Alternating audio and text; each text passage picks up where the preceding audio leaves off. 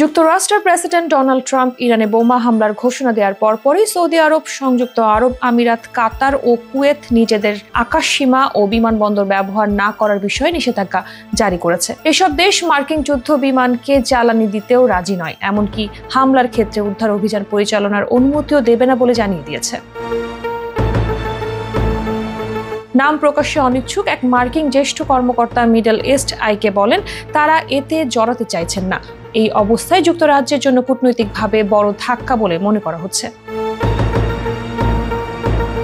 প্রতিবেদনে আরও বলা হয়, উপসাগরীয় অঞ্চলের তেল সমৃদ্ধ মিত্র দেশগুলো যুক্তরাষ্ট্রের সঙ্গে হামলার সহযোগিতা না করাটা ইরানকে সাহস যোগাবে। ওয়াশিংটনের সঙ্গে দর কষাকষিতে তেহরানকে শক্তিশালী অবস্থানে রাখবে।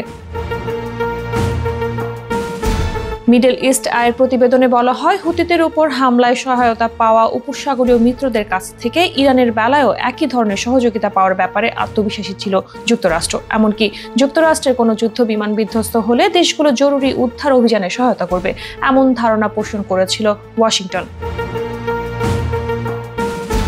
এদিকে ইরান বিরোধী প্রস্তুতি হিসেবে ভারত মহাসাগরের কৌশলগত দ্বীপ চাগোস দ্বীপপুঞ্জের দিয়েগো গার্সিয়ায় B-2 বোমারু বিমানের সংখ্যা বাড়িয়েছে যুক্তরাষ্ট্র। স্যাটেলাইট তথ্য অনুসারে সম্প্রতি ঘাঁটিটিতে অন্তত 3টি B-2 বোমারু দেখা গেছে। প্রায় 11,000 কিলোমিটার দূরত্বে অতিক্রম সক্ষম এই বিমানগুলো 30,000 পাউন্ড বিস্ফোরক বহনে সক্ষম, যা ভূগর্ভস্থ লক্ষ্যবস্তু ধ্বংসে ব্যবহৃত হতে পারে।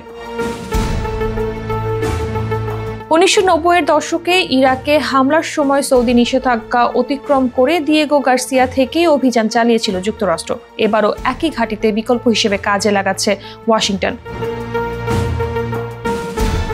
উপসাগরীয় দেশগুলোর সঙ্গে কূটনৈতিক সমন্বয় বজায় রাখতে এবং পারমাণবিক কর্মসূচি নিয়ে ইরানের ওপর চাপ বাড়াতে গত মার্চে আমিরাত ও সৌদি কর্মকর্তাদের সঙ্গে ওয়াশিংটন বৈঠক করেছেন মার্কিন প্রতিরক্ষা ও গোয়েন্দা সংস্থাগুলো। এই বৈঠকের পরপরই কাতারকে MQ-9 রিপার ড্রোন এবং সৌদিকে অত্যাধুনিক প্রতিরক্ষা ব্যবস্থা বিক্রির অনুমোদন দেয় ট্রাম্প প্রশাসন। ট্রাম্প আগামী মে মাসে উপসাগরীয় অঞ্চল সফরের পরিকল্পনা করছেন বলেও জানিয়েছে মিডল ইস্ট আই।